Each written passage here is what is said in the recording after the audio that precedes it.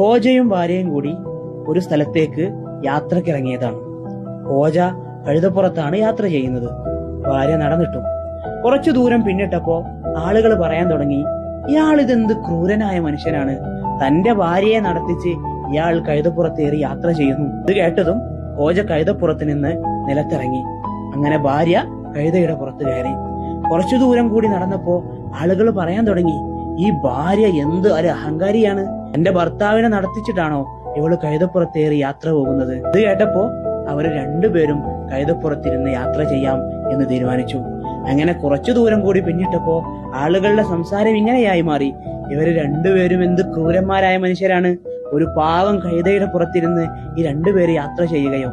ഇത് കേട്ടപ്പോ അവര് വീണ്ടും കഴുതപ്പുറത്ത് നിന്നിറങ്ങി കഴുതയെ സ്വതന്ത്രമായി യാത്ര ചെയ്യാൻ അനുവദിച്ചു.